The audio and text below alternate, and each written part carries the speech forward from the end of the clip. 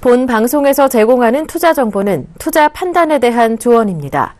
방송에서 제공하는 주식의 가치, 가격 상승 및 가격 하락에 대해서는 방송사에서 보장하지 않습니다. 뉴욕 증시가 국제유가와 주요 원자재 가격 상승에 힘입어서 또다시 3대 지수가 나란히 사상 최고치를 기록했습니다. S&P 500 지수와 나스닥 지수는 전 거래일보다 각각 0.28%, 0.56% 올랐고 다우 지수 역시 0.32% 상승한 18,636으로 거래를 마쳤습니다. 국제유가가 산유량 동결에 대한 기대감으로 4일 연속 오르면서 약 한 달 만에 최고치를 나타냈습니다. 뉴욕 상업거래소에서 서부 텍사스산 원유는 전 거래일보다 배럴당 2.8% 급등한 $45 74센트를 기록했습니다. 미국의 주택 건설업체들의 주택 시장에 대한 신뢰도가 예상치를 상회한 것으로 나타났습니다. 전미주택건설협회 웰스파고의 집계에 따르면 8월 주택시장 지수는 전월보다 2포인트 오른 60을 기록했습니다. 이는 전문가 예상치 59는 물론 전월 수정치 58을 웃도는 수준입니다. 유럽 주요국 증시가 혼조세를 보였습니다. 국제유가 상승과 미국 증시 강세에도 불구하고 일본의 2분기 경제 성장률이 예상보다 부진했다는 소식이 악재로 작용하면서 세계 경기 둔화에 대한 우려를 키웠습니다. 영국 FTSE 지수와 독일 닥스 지수가 각각 0.36%, 0.24% 오른 반면 프랑스 가크 지수는 0.05% 내렸습니다.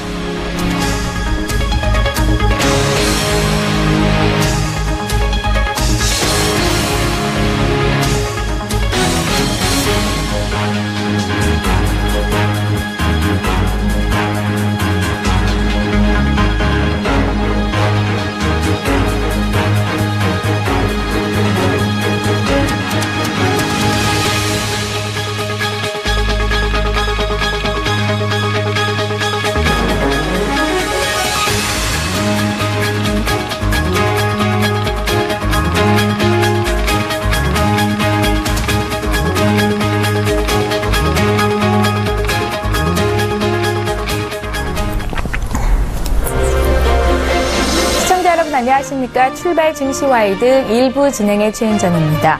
오늘 새벽에 마감한 미국 뉴욕 증시 3대 지수가 일제히 사상 최고치 경신을 다시 한번 시도했습니다. 국제유가가 2.8%나 오르면서 WTI가 이제 벌써 $45 선까지 올라와 있는데요. 에너지 관련주, 원자재 관련주들이 지수 상승을 이끌었습니다. 또 이날 발표된 미국의 주택 경기 지표가 호조를 보이면서 긍정적인 분위기를 이끌었다는 평가입니다. 다만 어제 일본의 2분기 GDP 발표가 있었는데요. 2분기 GDP가 예상치를 하회하면서 세계 경기 둔화에 대한 우려감을 키우고 있다는 것은 우려되는 부분이기도 합니다. 자, 지난 금요일이었죠. 국내 증시가 외국인과 기관의 쌍끌이 순매수로 2,050포인트까지 올라왔는데요. 장중에는 2,060포인트 터치를 하기도 했었습니다. 자, 휴장 후 돌아온 국내 증시 오늘은 어떤 움직임이 나올까요? 오늘도 글로벌 이슈 분석하고 국내장 전략까지 짜보겠습니다. 8월 16일 화요일입니다. 출발 증시와이드 1부 본격적으로 출발합니다.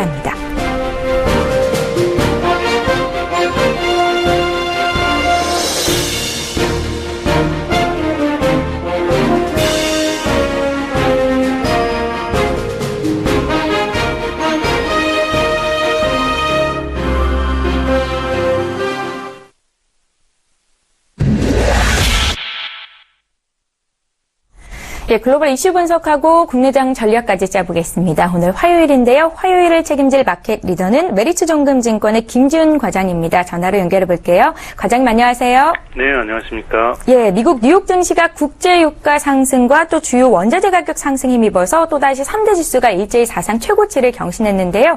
먼저 오늘 새벽에 마감된 글로벌 증시 마감 상황부터 분석 부탁드릴게요. 네, 일단 미국 증시가 굉장히 좋은 상황이 되겠습니다. 일단 유가가 급등해준 측면도 있고요. 그리고 금리 인상 가능성이 좀 많이 옅어지고 있다라는 점, 이런 점도 크게 호재로 작용을 하고 있는 것 같습니다. 특히 지난 주말 금요일에 발표됐던 소매 판매 같은 경우는 전월 대비 조금 예상치보다는 좀 부진하게 나왔거든요. 예상치가 0.4% 정도였는데 실제로는 0%에 가깝게 나왔습니다. 이러한 점들은 이제 기존의 고용 지표는 견조하면서 하지만 경기가 생각했던 것보다는 다소 부진한 정도. 그러니까 딱 지금 경기의 회복세는 유지되지만 금리 인상 가능성만 어느 정도 옅어질 정도, 그 정도의 부진이 나와줬기 때문에 지금 증시에는 좀 지표가 부진하게 나왔음에도 불구하고 상당히 호재로 작용을 하고 있는 것 같습니다. 예, 국제유가 상승과 금리 인상 가능성이 옅어지면서 미국 증시가 상승세를 보이고 있다 이렇게 분석을 하셨는데요. 이어서 아시아 증시 쪽으로 좀 가볼게요. 어제 아시아 증시는 혼조세를 보였거든요. 중국 증시는 성강퉁 발표 기대감으로 2.5%나 급등을 한 반면에 또 일본 증시는 예상을 밑돈 2분기 GDP 발표로 하회하는 움직임을 보였습니다. 아시아 증시 분석은 어떻게 하고 계십니까? 네, 일본 같은 경우는 아무래도 GDP 성장률이 예상치보다 좀 많이 부진하면서 앞으로도 뭐 당분간은 좀 크게 상승할 만한 모멘텀이 지금 당분간 좀 힘들지 않을까 좀 우려스러운 점이 있고요. 하지만 뭐 중국 증시 같은 경우는 지금 상당히 좀 기대를 해보셔도 될 것 같습니다. 일단 성강퉁이 이번 달 8월 달 중에 개통될 수 있을 것이라는 이러한 기대감이 지금 점점 고조되고 있는 상황이거든요.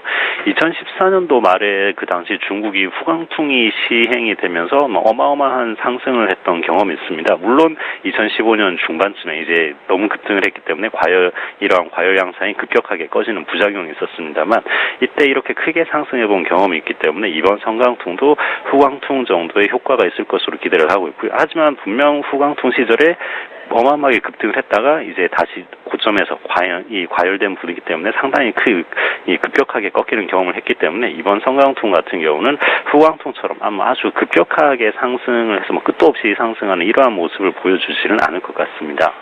예, 일본 증시에 대한 모멘텀은 적지만 중국 증시 상승 모멘텀은 여전한 상황이다라는 분석을 하셨는데요. 이번 주 국내 증시 쪽으로 좀 움직임을 살펴보겠습니다.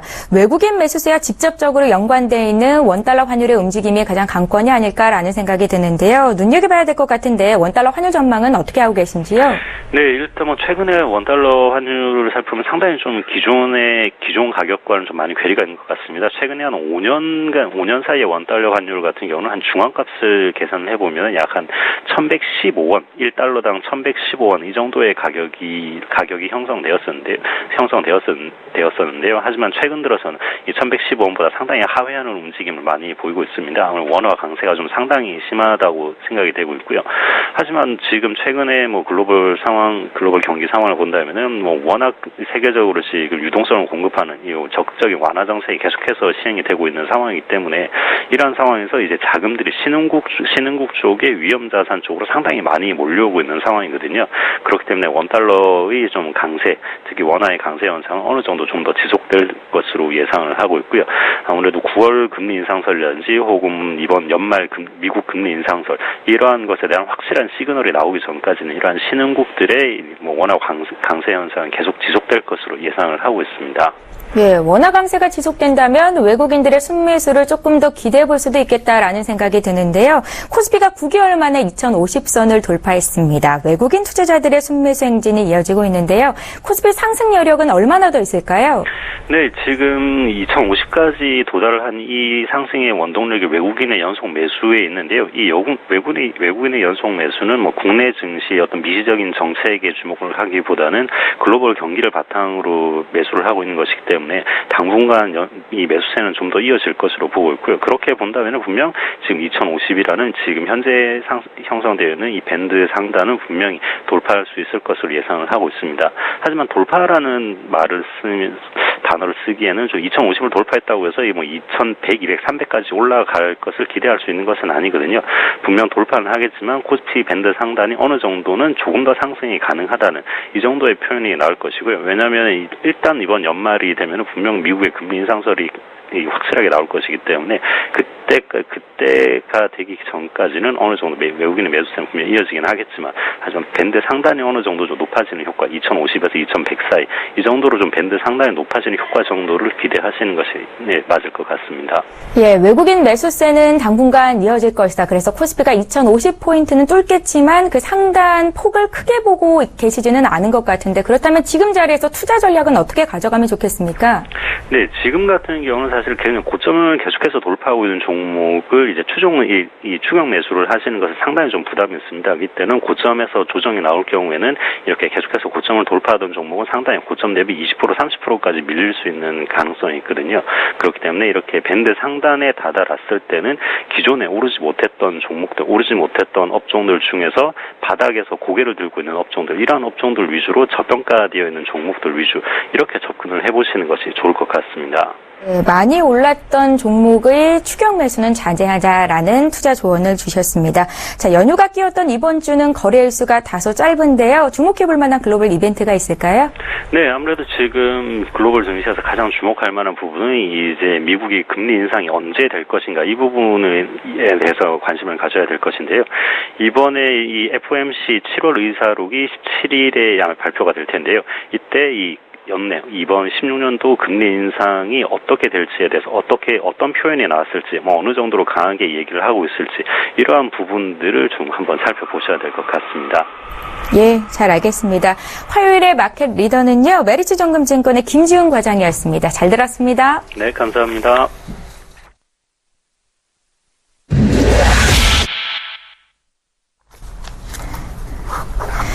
국내외 시장 쟁점을 이슈 리더들을 통해 분석해보는 시간입니다. 이슈 리더 시간인데요. 오늘도 먼저 오늘의 주제부터 화면으로 먼저 만나보시죠. 네, 첫 번째 이슈입니다. 올 들어 글로벌 중앙은행들의 기준금리 인하가 통화가치 절하로 이어지지는 않고 있는데요. 교과서에 적혀있는 경제 상식과는 다르게 이런 현상이 나타나고 있는 겁니다. 왜 그런 건지 전문가의 의견 듣도록 하겠습니다. 자, 이제 두 번째 이슈로 넘어가 보겠습니다.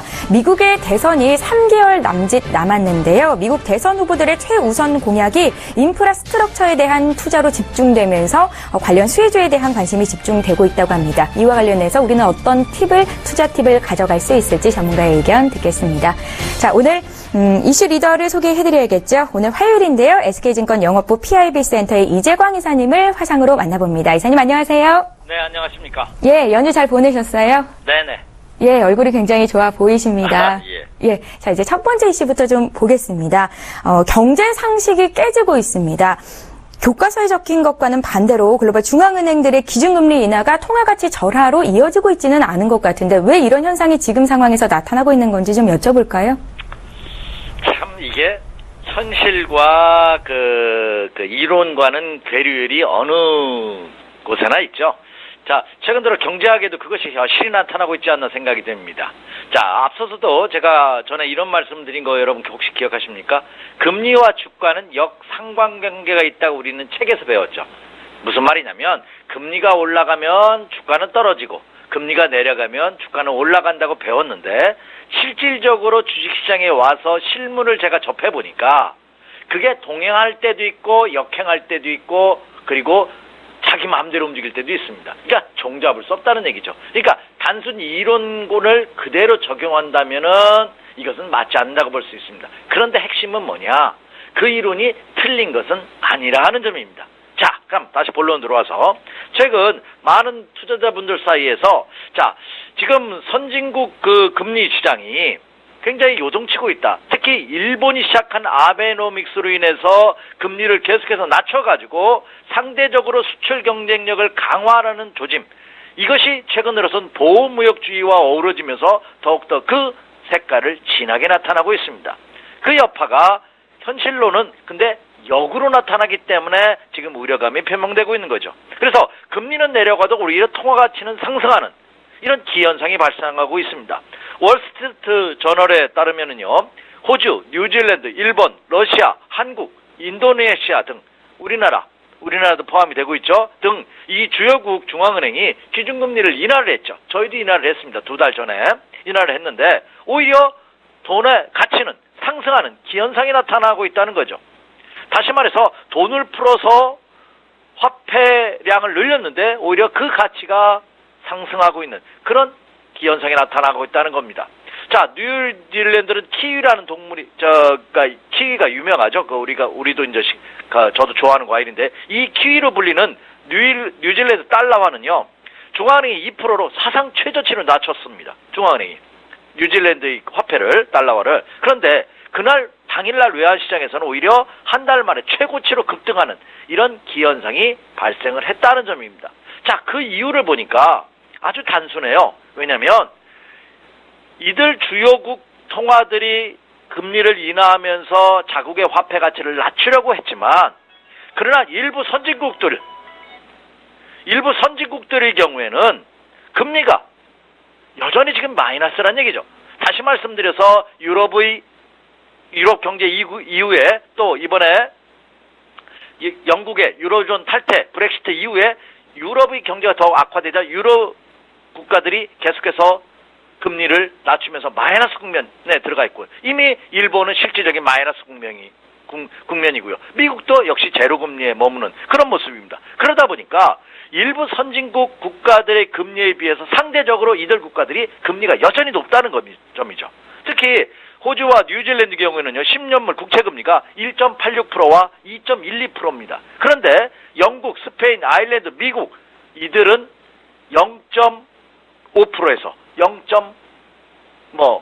1.5%. 미국이 가장 높은 미국이 1.5% 수준, 그리고 영국이 0.5, 스페인이 0.9, 아일랜드는 0.3%밖에 되지 않다 보니까 오히려 이들보다는 안전자산들이 그렇죠. 금리를 계속해서 낮추고는 있지만 상대적으로 높은 국가에 투자를 하고 있다는 점입니다. 그렇다고 본다면 자, 여러분께 지금 이게 그 이슈로 부각되고 있는 이 내용들이 지금 당장은 맞지 않죠. 역행하는 것 같습니다. 그러나 오히려 저는 조금 더 시간이 지나면, 그러니까 10년 평균으로 본다면 그렇죠, 같이 비슷하게 맞춰지지 않을까 생각이 듭니다. 그래서 당분간은 이들 선진국 시장과 이 주요국 시장, 개발도상국 시장들의 어떤 그 괴리차는 좀 나타날 가능성이 굉장히 크지 않을까. 그래서 일본을 포함한 이 주요 통화국들이 금리를 인하한다 하더라도 그 나라들의 가치는 그렇죠, 크게 하락할 가능성은 상당히 적은, 오히려 그런 모습을 보여주고 있다, 이렇게 말씀을 드립니다. 일부 선진국들의 금리가 여전히 마이너스 수준이어서 글로벌 중앙은행들이 금리를 낮춤에도 불구하고 통화가치 절하로 이어지고 있다라는 말씀이셨고요. 그러나 괴리 현상은 점차 사라질 것이다라고 코멘트를 또 주셨습니다. 이어서 두 번째 이슈 살펴볼게요. 미국의 대선 후보인 힐러리 클린턴 또 도널드 트럼프 모두 낙후된 인프라 투자를 최우선 과제로 강조하고 있다는 소식인데요. 우리는 여기서 어떤 투자 팁을 가져갈 수 있을지 이사님의 의견을 여쭤볼게요. 네, 이제 참 전 세계, 미국뿐만 아니라 전 세계가 이번에 미 대선에 아주 포커스를 맞추고 있습니다. 평소보다 더하죠. 저도 관심이 큽니다. 과연 힐러리가 되느냐, 트럼프가 되느냐. 그것은 여러분도 뉴스, 외신 보도를 통해서 아시겠지만 그 두 분의 정책이 완전히 정반대입니다. 그러다 보니까 세계를 여전히 이끌고 있는, 경제뿐만 아니라 정치, 사회, 문화, 예전보다는 그 영향력이 약화됐다고 하지만 여전히 세계 1등 국가입니다. 이 미국의 보스가 누가 되느냐에 따라서 각국의 정책 방향, 기업들의 경영 방향이 달라지기 때문에 그렇죠. 그래서 이 대선 앞둔 시점에서 미국 인프라 투자에 대한 공약이 그렇죠, 강화되고 있다는 점이 부각되고 있습니다. 지금 11월 미 대선 앞두고 있는 시점에서 이들 인프라 관련주들이 부각되고 있는데 그 이유를 보니까 미 대선 앞둔 시점에서 공화당, 민주당의 힐러리 클린턴, 공화당의 트럼프 후보가 각각 미국 인프라 투자에 대한 활성화 공약 의지를 천명하고 나섰다는 점입니다. 지금 미국이 GDP 대비해서 미국 공공 인프라 투자가 2014년 기준으로 한번 조사한 자료를 보니까요, 미국은 2.4%에 불과했습니다. 경제 위기를 겪은 유럽은 평균 한 5%대의 인프라 투자를 하고 있는 데 비해서 절반도 되지 않는 그런 모습이다 하는 점입니다. 미국이 이렇게 인프라 투자가 저조했던 이유는 미국의 경제 성장률 때문에 그렇죠. 그래서 경제 성장률이 좀 좋은 애는 인프라 투자가 증가하는데 오히려 경제 성장률이 낮으면 가장 삭감률이 높은 것이 바로 인프라 투자이기 때문에 그렇지 않나 생각이 됩니다. 근데 이들 인프라가 이미 노후화됐기 때문에 개선의 가능성이 굉장히 크고, 그리고 또 하나, 이 인프라 투자로 인해서 경제 활성화에 기여하는 바가 크다 하는 인식이 확산되면서 이들 양대 대선 주자가, 그렇죠, 이들 그 인프라 투자에 대한 공약을 더욱더 강화하고 있기 때문에 그렇습니다.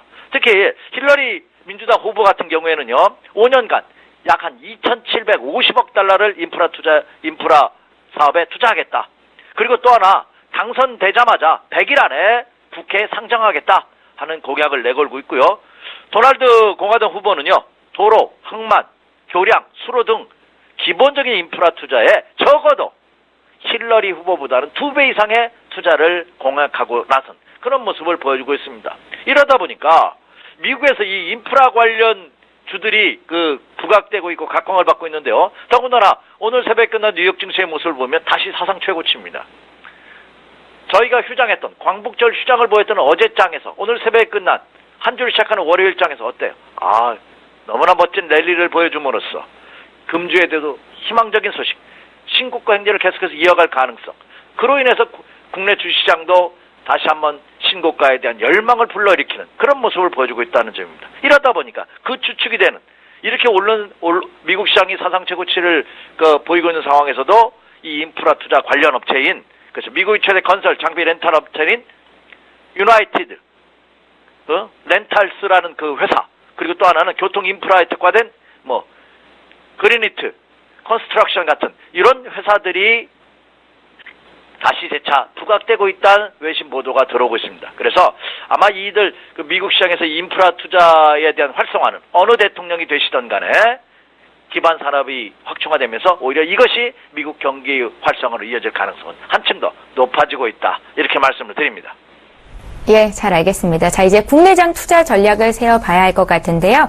앞서서 말씀해 주셨다시피 우리는 쉬고 왔는데 미국 3대 지수가 또다시 사상 최고치 경신을 이어갔습니다. 분위기가 굉장히 좋습니다. 오늘 국내 투자자들은 어떤 투자 전략으로 임하면 큰 수익을 낼 수 있을지 이사님의 의견 좀 여쭤볼게요. 네, 광복절을 끝나고 나서 이제 애널리스트들, 투자 전략을 하는 애널리스트들이, 그러니까 종목 담당하는 그 애널리스트 말고 그 스태틱, 전략적으로 접근하는 그 애널리스트들이 바빠지지 않을까 생각이 됩니다. 왜냐? 자, 올해 목표 수정치를 상향 수정할 가능성이 한층 더 높아지고 있다. 이렇게 말씀드립니다. 자, 지난해 고점이 코스피 시장을 기준으로 본다면 종합지수가 2189포인트가 지난해 4월 달에 고점이었습니다. 사상 최고치를 찍었던 것은 지난 2011년도 4월이죠. 2231포인트입니다. 이미 제가 이 시간을 통해서 적어도 이번 장은 지난해 고점 돌파의 가능성이 높다는 점을 말씀을 계속해서 드렸는데요. 여전히 그 전략에는 변함이 없습니다. 여전히 상승 기조가 이어지고 있기 때문에 매수 마인드 전략. 자, 보통 연휴를 앞둔 시점에서 불안하기 때문에 일부 매도하고자 하는 의사가 강하지만 제가 지난 금요일장에서 이 시간을 통해서 이제 금요일날 여러분은 안 찾아뵙는데 지난주는 금요일까지 찾아뵙죠. 금요일 이 시간을 통해서 어떻게 연휴 때 주식 가지고 가자. 오히려 조정을 만난 매수 마인드 전략을 자신 있게 드렸던 이유도 바로 여기에 있다는 점입니다. 자, 국내 시장을 알아보기 위해서 잠깐 시간이 된다면 미국 시장 한번 잠깐 점검하고 가겠습니다. 여러분도 제 앞서 많은 전문가들 그리고 외신 보도를 통해서 아시겠지만 저는 다른 측면에서 한번 접근해 보려고 합니다. 자, 미국이 지난주 11일 날 17년 만에 3대 지수가 최고치를 갱신했거든요. 근데 3거래일 만에 다시 한번 3대 지수가 모두 사상 최고치를 갱신했습니다. 이런 적은 미국 주식 사상 없었던 일입니다. 그리고 또 하나 중요한 것은 에너지와 산업재 업종이 상승을 이끌었다는 점입니다. 자, 지난해 연말부터 올 연초까지 전 세계 시장을 공포로 떨었던 것이 유가입니다. 유가가 왜 하락하냐면 이것이 위험자산의 척도이기 때문에 그렇습니다.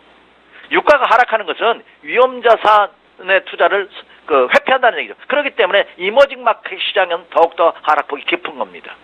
근데 이 유가가 지난달 말에도 그리고 이달 초에도 휘청휘청했었죠. 다시 한번. 근데 이 유가가 급등세를 보이고 있다는 거죠. 자, 다음 달 9월 26일부터 9월 28일까지 알제리에서 오펙 산유국 회담을 열립니다. 이 오펙에서 감산 가능성이 제기된다 하는 소식과 함께 WTI 서부 텍사스 원유가 45달러 75센트 46달러에 근접했고요. 자, 유럽의 브렌트유는 48달러 39센트 49달러에 육박하는 근접하는 48달러 선을 넘어서는 그런 모습을 보였다는 점입니다. 그렇다고 본다면 이 유가는 지속적인 안정세를 구가할 가능성이 없다. 저거는 더구나 유가는 여름이 비수기입니다. 이제 날이 추워져요. 자, 여름 너무 더웠죠. 많은 분들이 여름이 덥기 때문에 겨울도 올 겨울은 덜 추운 거 아니야? 아닙니다. 여름이 더우면 겨울도 더 춥습니다. 그러니까 오히려 제가 여러분 혹시 상품 주식 투자하시면 농수산물, 대두 같은 거 있죠. 이거 투자하실 필요 있습니다. 저는 유가도 지금 투자하라고 조언을 해드립니다. 자, 그거가 마찬가지로 이런 경제적인 안정세, 지금 미국의 신고가 행진은 이거 일시적인 현상으로 그칠 가능성은 상대적으로 적다 이런 말씀을 드리기 위해서입니다. 그렇다면 국내 시장 들어와 보도록 하겠습니다. 이미 결론은 정해졌죠? 상승 마인드가 이어지고 있다. 자, 지난 금요일장 우리나라 8월 12일 날이었습니다. 금요일이었죠? 장중 고점 2060포인트 코스피 기준입니다. 저점 2046포인트 종가 2050포인트 종가는 2050포인트로 마감을 했어요. 윗꼬리 아랫꼬리를 달아주는 어떤 분이 저한테 그러시더라고요. 기술적 분석, 차트 분석하시는 분이 상승하다가 윗꼬리 아랫꼬리 이렇게 달아주는 십자형, 도지형이라고 합니다. 이것은. 이 십자형이 나오면 하락한대요. 너무 단순한 판단입니다. 이 조정, 주식을 싸게 살 수 있는 기회의 조정일 가능성이 높다, 이렇게 말씀드립니다. 그런 전략으로 임해 주셔도 무방하다, 이렇게 말씀드립니다. 그래서 오늘도 여전히 매수 마인드 전략으로 임해 주십시오, 이렇게 말씀을 드립니다. 자, 그렇다면 여러분들이 궁금해하시는, 그럼 어떤 종목을 사는 게 좋겠습니까? 이런 질문이죠. 자, 지수가 상승한다면 대형주가 장을 이끌어가는 것은 틀림없는 사실입니다. 그런데 수익률은 중소형주에서 수익률은 납니다. 그러면 저한테 극단적으로 우리 이사는 그러면 대형주 사겠냐 중소형주 사겠냐 이렇게 저한테 물어주시면 저는 중소형주를 삽니다. 왜? 개인 투자가들이기 때문에. 자, 일반 투자가들과 개인 투자가들, 기관 투자가들과 개인 투자가들, 외국인 투자가들과 개인 투자가들의 차이점, 가장 큰 차이점이 뭔지 아십니까? 돈의 규모? 맞습니다. 근데 그거보다 더 중요한 사실이 있어요. 기관과 외국인 같은 이런 세력들은 우리처럼 단순하게 투자하지 않습니다. 복합해 얽히고 설겼어요. 주식시장에서 예를 들어 삼성전자를 사면 파생시장, 선물시장에서는 삼성전자 선물을 매도합니다. 해칭을 한다는 얘기죠. 근데 대부분의 개인 투자가는 해칭할 수 없습니다. 이것은 다음 기회에 좀 더 자세히 설명드리도록 하겠고요. 어쨌든 그로 인해서 그 점을 염두에 두시면서 매매 전략을 세우신다면 여러분 수익률 제기에 엄청나게 도움이 됩니다. 자, 그러면 이제 본론입니다. 그럼 어떤 종목을 사는 게 좋겠냐? 첫째, 지수가 움직인다면 은행, 증권 같은 금융주 눈여겨보셔야 됩니다. 이미 지난주에도 그런 말씀 너무 많이 드렸습니다. 그런데 움직이지 않던 증권주들이 지난 주 중반 이후부터 움직이기 시작하죠. 은행, 증권주 눈여겨보셨습니다. 자, 다음으로는 삼성전자 하반기에 8조 원을 투자한다고 합니다. 반도체에.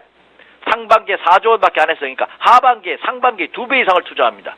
그러면 삼성전자의 부품을 납부하는 그죠? 관련주들 있죠. 벤더 회사들, 1차 벤더, 2차 벤더, 3차 벤더 회사들이 있죠. 눈여겨보셔야 됩니다. 그 여파가 다른 전기전자 업종 부품주로도 이어질 가능성이 없습니다. 자, 이번에 갤로트 7으로 인해서 이 홍채 인식을 포함한 지문 인식 같은 이런 첨단 기술을 보유하고 있는 업체들도 눈여겨보셔야 됩니다. 그래서 전기전자 부품 업체들 계속해서 관심권에 두시기 바랍니다. 자, 그리고 지난 연초에 장을 이끌었던 제약 바이오 관련주들 지난달까지 다 주춤거렸습니다만 이제 다시 가격 메리트를 등에 업고 부각될 가능성이 높다. 그래서 제약 바이오 같은 업종들 한번 같이 눈여겨보시는 그런 매매 전략으로 금일 임해 주십시오, 이렇게 말씀을 드립니다. 자, 오늘이 말복이라고 합니다. 절기상으로. 진짜 엄청 더웠습니다. 아까 우리 앵커께서 연휴 잘 보냈냐고. 저 산을 굉장히 좋아하거든요. 시간만 나면 산을 가는데 지난 연휴도 산에를 갔다 왔습니다. 이번에는 좀 멀리 회룡포라는 데를 예천을 갔다 왔는데 엄청 덥더라고요. 대한민국에서 제일 더운 지역이죠. 갔다 왔는데 참 좋습니다. 여러분께서도 자, 덥다고 에어컨만 쓰시지 마시고요. 그리고 이 장이 또 좋아지니까요. 이게 이 주식 투자는 정신 건강도 중요하지만 육체적인 건강도 굉장히 중요하거든요. 시간 나면 좀 한바로 밖에 나와서 걷기 운동이라든지 한번 대전의 숨기를 느낄 수 있는 산행도 좋지 않나 생각이 됩니다. 그래서 주식 투자는 어떤 지금은 추세적인 상승이 더 이어질 가능성이 높다는 점 명심하시면서 매매 전략 세워주십시오, 이렇게 말씀을 드립니다. 이재광 이사께서는 큰 그림을 봤을 때 국내 증시 지난해 고점 돌파 가능성 있다, 여전히 매수 관점이다라고 말씀을 계속해서 하고 계시죠. 종목은 또 매주 2번씩 연결이 돼서 추천해주고 계시고 업종별로 크게 봐주시고 계시니까요. 다음 이 시간에도 기대를 해주시면 좋겠습니다. 이사님, 이번 주 휴가 가시고 다음 주 화요일에 다시 뵐게요. 고맙습니다. 네, 감사합니다. SK증권 영업부 PIB센터의 이재광 이사와 함께했습니다.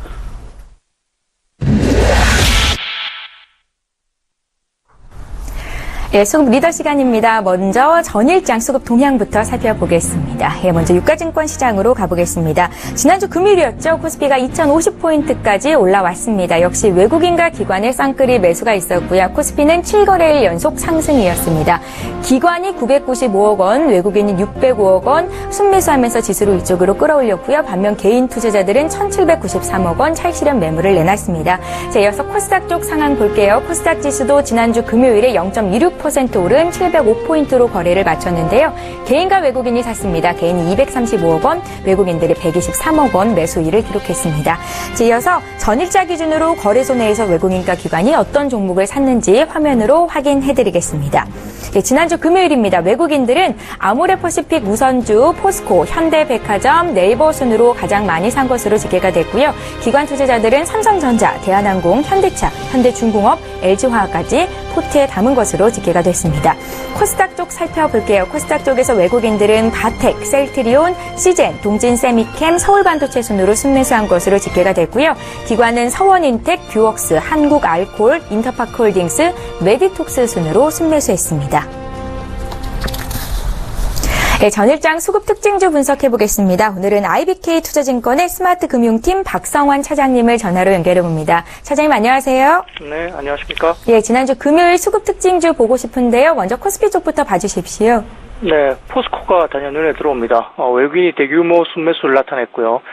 지난 7월 말 중국 공업정보화부에 따르면 상반기 폐쇄된 철강 설비 규모가 1,300만 톤이면서 하반기에만 3,200만 톤을 폐쇄하면서 2016년 당초 계획한 4,500만 톤 설비 폐쇄 목표 달성이 가능할 것으로 밝혔습니다. 여기에 더해서 지방정부들이 연이어 철강 구조조정안을 발표하고 있고요. 산서성의 경우에는 8월 8일부터 철강 기업들 대상으로 환경당국의 대대적인 조사를 시작했습니다. 조사를 통해서 환경 문제가 적발될 경우에는 우선 설비 폐쇄 대상으로 선정될 것으로 봅니다. 그리고 상반기보다 설비 폐쇄 규모가 크기 때문에 업황에 미치는 긍정적인 영향이 더 클 것으로 보고 있습니다. 8월 9일 언론 보도에 따르면 포스코의 7월 냉연 판매량이 전월 대비 9.1% 증가 그리고 전년 대비 9.7% 증가로 전체적으로 사상 최저치를 기록했습니다. 광양 5로고 내용적 확대와 광양 4냉연 설비 합리화로 생산 능력이 늘었고요. 자동차용 강판을 중심으로 내수 및 수출량이 증가했기 때문으로 추정됩니다.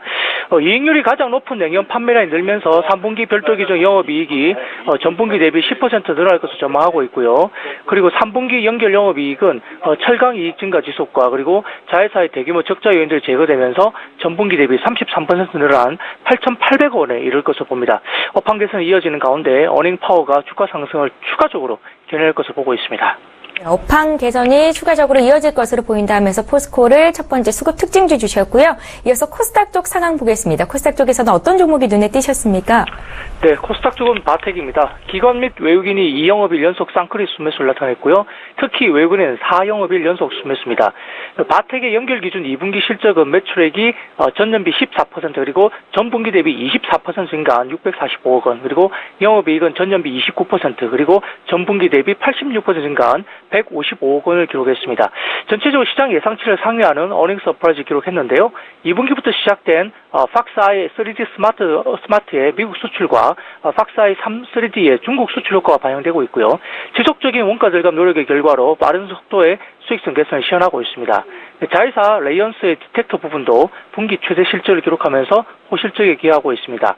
2분기 실적에서 확인했듯이 고부가 제품군 중심으로서의 포트폴리오 변화와 함께 동사의 수익성 개선세가 당초 시장 예상치보다 빠르게 진행되고 있다고 판단되고 있습니다. 덴탈 부분 내 수익성이 높은 팍스아이 3D 비중은 15년 51.8%에서 올해 1분기 54% 그리고 올해 2분기 55.8%로 지속적으로 높아지면서 향후에도 20%대의 영업이익률이 지속될 전망이고요. 특히 하반기로 갈수록 3D 스마트의 미국 수출과 그리고 3D 관련된 매출의 중국 수출이 본격화되면서 이러한 추세는 더욱더 강화될 것으로 예상하고 있습니다. 상반기 제품군 중 가장 3D 스마트 비중이 가장 절반 이상을 넘어선 상황이고요. 수출 비중도 2015년 74%에서 2016년 상반기 76%로 상승하고 있습니다. 올해 연간 예상 실적은 매출액이 2,418억 원으로 전년비 11% 증가 그리고 영업이익은 전년비 24% 증가한 508억 원 그리고 영업이익률은 21% 정도로 이익 성장세가 돋보일 것으로 추정됩니다. 현 주가 수준은 16년 예상 실적 기준 PE가 20.9배 수준입니다. 제품 라인업 전면 개편 후에 제도약기에 도입한 2014년과 15년의 평균치 26배 이상을 하회하면서 전체적으로 밸류에이션 매력도 아직은 좀 남아있는 것으로 판단되고 있습니다. 예, 주간 기준으로 주가가 15% 가까이 올랐는데요. 주가 상승폭이 조금 더 올라갈 수 있겠다라는 말씀까지 덧붙여 주셨습니다. 수급 특징주 봤고요. IBK 투자증권의 스마트금융팀 박성환 차장과 함께했습니다. 잘 들었습니다. 감사합니다. 예.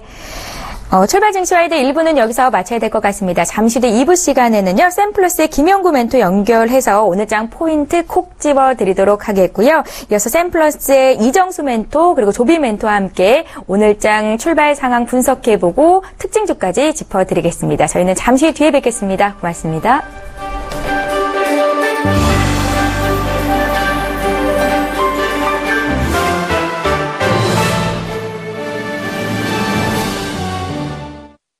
본 방송에서 제공하는 투자 정보는 투자 판단에 대한 조언입니다. 방송에서 제공하는 주식의 가치, 가격 상승 및 가격 하락에 대해서는 방송사에서 보장하지 않습니다.